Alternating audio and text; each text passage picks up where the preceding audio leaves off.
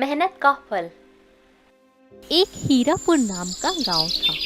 उस गांव में राकेश और मोहन दो दोस्त रहते थे, लेकिन दोनों ही बहुत गरीब थे। एक रात गांव में बहुत तेज बारिश होती है, जिससे उन दोनों के घरों में पानी भर जाता है। अगले दिन सुबह मोहन राकेश से, अरे भाई राकेश, इस बारिश ने तो बहुत ही परेशान कर दिया है। मेरे तो पूरे घर में पानी भर गया है। हाँ, मेरे घर का हाल भी कुछ ऐसा ही है। मैं भी परेशान हो गया हूँ। मेरे पास तो इतने पैसे भी नहीं हैं कि जिससे मैं अपना घर बनवा सकूं। भाई देखो, ऐसा है कि पैसे तो मेरे पास भी नहीं है, लेकिन मेरे पास एक तरकीब है जिससे हम दोनों अपने अपने घर बनवा सकते हैं। हाँ हाँ, बताओ क्या तरकीब है।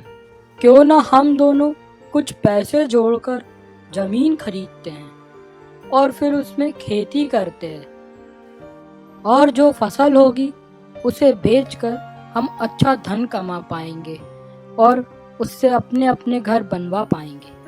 तुम सही कह रहे हो, हमें ऐसा ही करना चाहिए।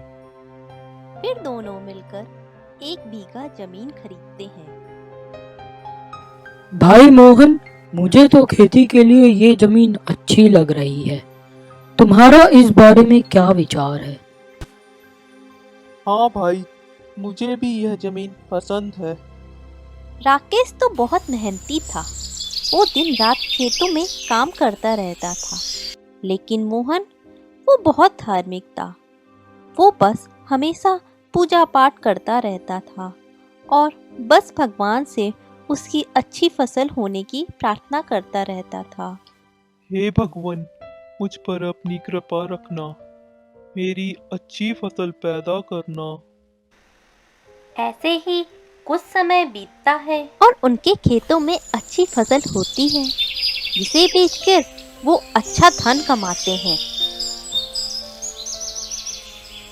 घर आकर राकेश मोहन से कहता है, देखो मोहन, मुझे धन का ज्यादा हिस्सा मिलना चाहिए, क्योंकि खेतों में ज्यादा मेहनत मैंने की है। नहीं, ऐसे तो धन का ज्यादा हिस्सा मुझे मिलना चाहिए, क्योंकि मैं हमेशा भगवान से अपनी अच्छी फसल होने की प्रार्थना करता था।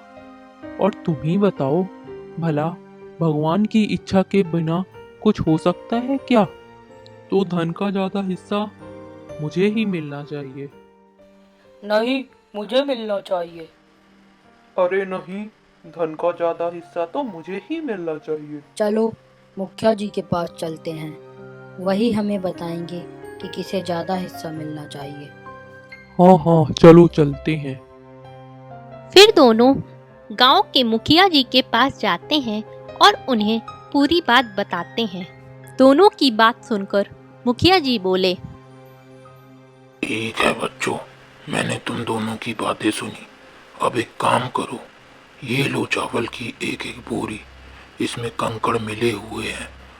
तुम दोनों कल सुबह चावल और कंकड़ अलग अलग करके लाना, तब मैं बताऊंगा ज्यादा पैसा किसे मिलेगा।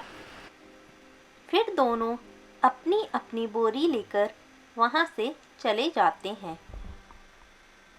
मोहन बोरी को मंदिर में रख देता है और भगवान से चावल और कंकड़ अलग करने की प्रार्थना करता है। वहीं राकेश पूरी रात जागकर चावल और कंकड़ अलग कर देता है। फिर अगले दिन सुबह दोनों अपनी अपनी बोरी लेकर मुखिया जी के पास जाते हैं। राकेश अपनी बोरी खोलता है, उसमें चावल में से कंकड़ अलग रहते हैं। फिर मोहन अपनी बोरी खोलता है, लेकिन उसमें चावल और कंकड़ मिले हुए रहते हैं। अरे, ये कैसे हुआ? मैंने तो सारी रात भगवान से चावल और कंकड़ अलग करने की प्रार्थना की थी, लेकिन ये अलग ही नहीं हुए। मोहन बेटा, भगवान उसी की मदद करते हैं जो मेहनत करता है, और जो मेहनत नहीं करता उसकी मदद भगवान भी नहीं करते। तो इस हिसाब से धन का ज्यादा हिस्सा राकेश को मिलना चाहिए। मुखिया जी की बात मोहन को समझ में आ जाती है और अब मोहन भी राकेश के साथ मिलकर खेतों में काम करता है और इस बार उनकी फसल और भी अच्छी होती है।